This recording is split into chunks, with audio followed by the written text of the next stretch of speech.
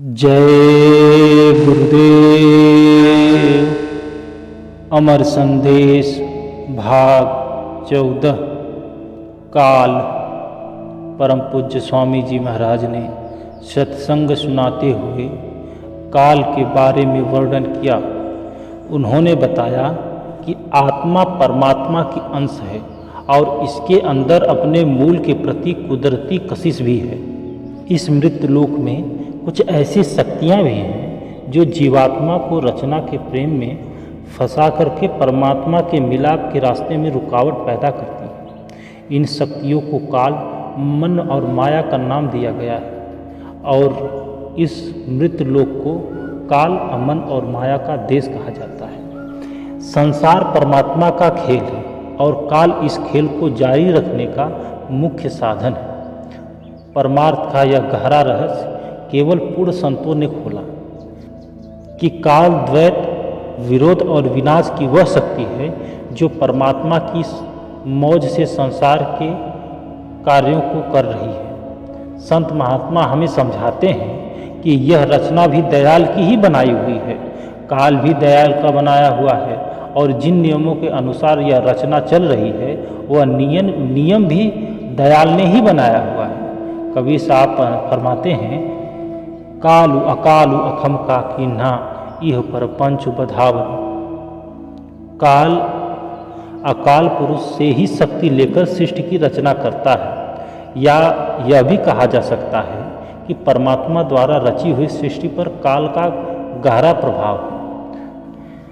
इस खेल में एक तरफ जीवात्मा और दूसरी तरफ काल और माया है।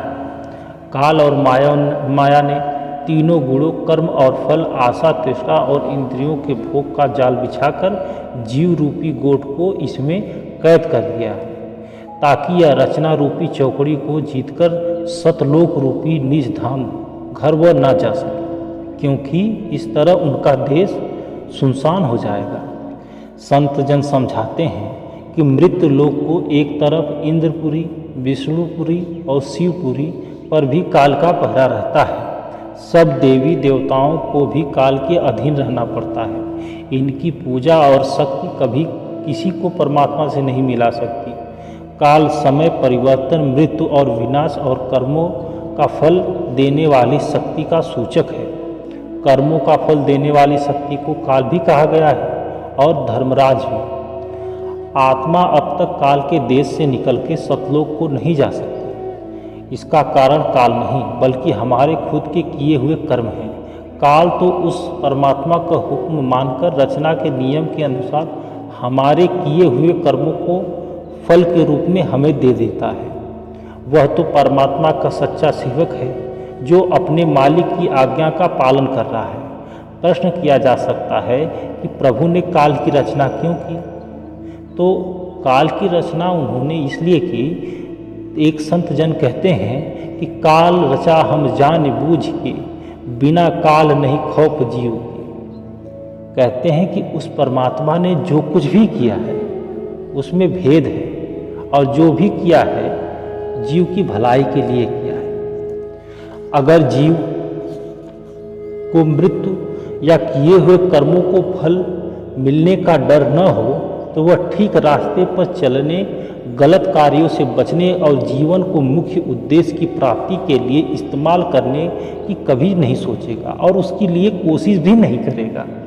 काल न आत्मा को पैदा कर सकता है और न उसका विनाश कर सकता है। वह केवल आत्मा को शरीर रूपी पिंजड़े में कैद करके इस मृत्युलोक में फंसाकर रख सकता है ताकि आत्मा अपने असली घर यानी सतलोक वापस न जा सके।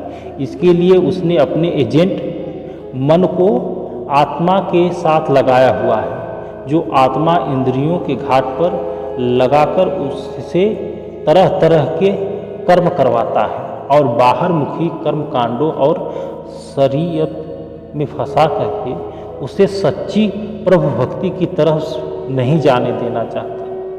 काल का हुक्म सिर्फ उन जीवों पर ही चलता है जो परमात्मा को भुलाकर और रचना के प्रेम में होकर यहाँ के अनेक प्रकार के कर्मों में लगे रहते हैं। जो जीव संत सतगुरु के शरण प्राप्त कर लेते हैं, नाम की कमाई में लग जाते हैं, वे काल के जाल से सदा के लिए मुक्त हो जाते हैं, बल्कि काल उनका सेवक बन जाता है। जय गुरुदेव।